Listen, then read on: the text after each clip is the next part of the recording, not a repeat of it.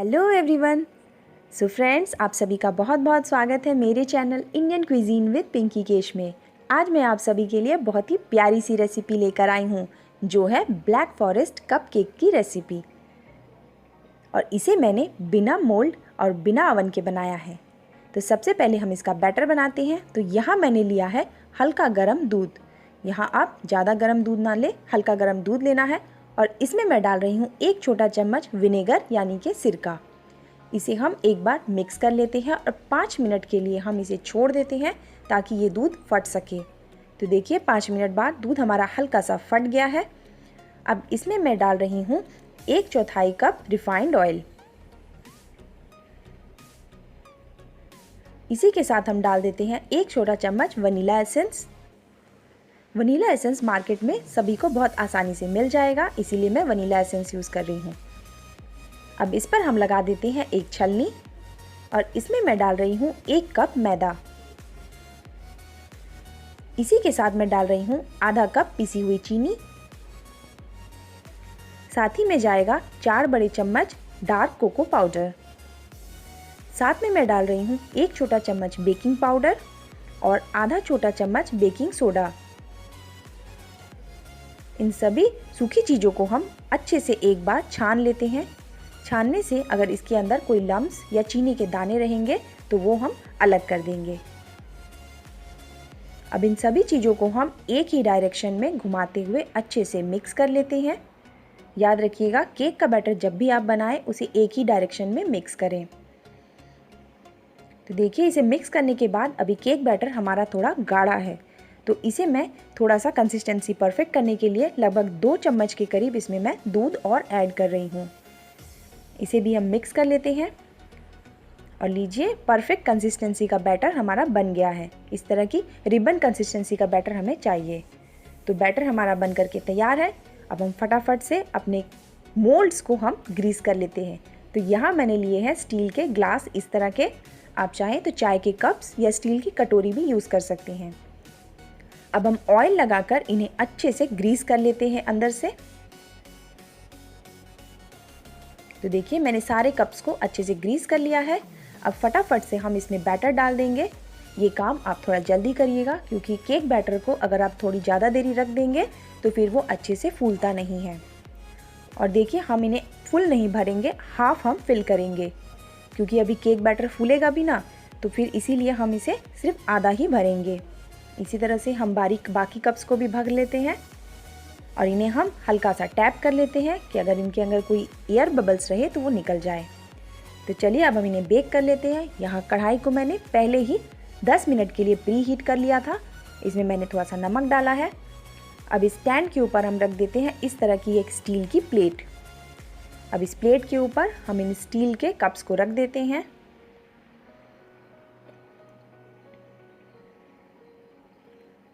अब इसके ऊपर हम एक ऊंचा सा ढक्कन लगा देते हैं, क्योंकि जब ये बेक होंगे तो ये ऊपर तक आएंगे, इसीलिए। अब लगभग 25 से 30 मिनट हम इन्हें बेक होने के लिए छोड़ देंगे। टाइम थोड़ा ऊपर नीचे हो सकता है, क्योंकि सबकी फ्लेम और कढ़ाई की मोटाई अलग होती है। तो देखिए, मेरे केक्स को बेक होने में लगभग आधा घंटा लगा और ये कितने परफेक्टली बेक हुए हैं ये आपको देख कर ही पता चल रहा होगा। फिर भी हम इन्हें चेक करने के लिए एक टूथपिक लगा लेते हैं और टूथपिक हमारी पूरी क्लीन आई है। इसका मतलब हमारा केक एकदम परफेक्टली बेक हुआ है। इन्हें हम कढ़ाई से निकाल लेते हैं। अभी केक बहुत गर्म है, तो अभी हम पूरा इन्हें ठंडा होने देंगे, उसके बाद ही हम इन्हें डीमोल्ड करेंगे। तो हमारे कप्स केक एकदम ठंडे हो गए हैं। अब एक हम नाइफ लेंगे और इनके चारों तरफ हम एजेस में इस तरह से राउंड एक बार सर्कल कर देते हैं।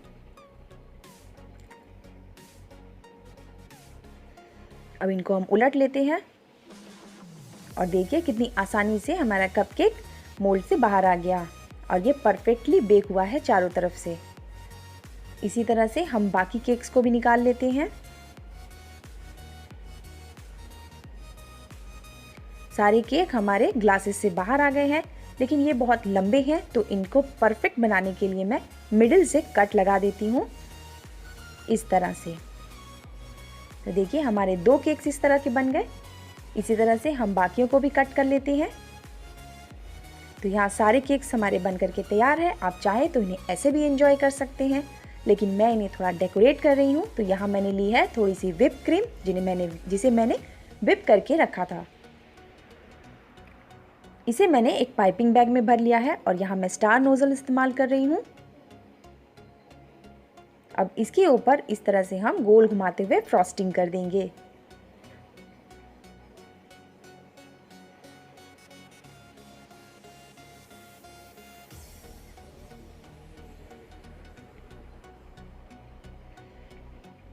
और देखिए ये कितना प्यारा लग रहा है अभी से ही।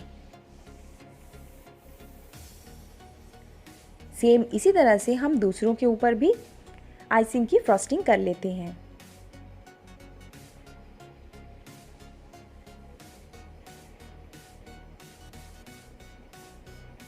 आप अगर चाहें तो आप इसके ऊपर चॉकलेट की फ्रॉस्टिंग भी कर सकते हैं। तो ये केक भी हमारा बन करके तैयार है।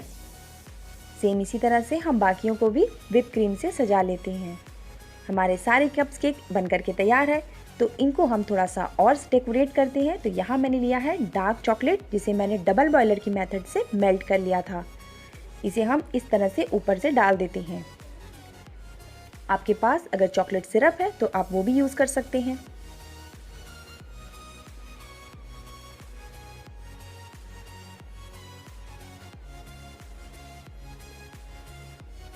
तो देखिए मैंने सबके ऊपर इस तरह से चॉकलेट लगा दिया है।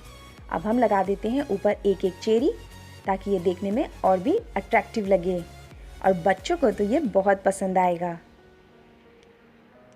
आप भी इस रेसिपी को एक बार ट्राई ज़रूर करें और आपकी रेसिपी कैसी बनती है आप मुझे कमेंट सेक्शन में ज़रूर बताएं। आपके कमेंट्स मुझे और मोटिवेट करेंगे नई नई रेसिपी बनाने के लिए। तो फिर मिलते हैं एक और यूनिक और न्यू रेसिपी के साथ। तब तक के लिए स्वस्थ रहिए, सुरक्षित रहिए। Thank you for watching and bye bye.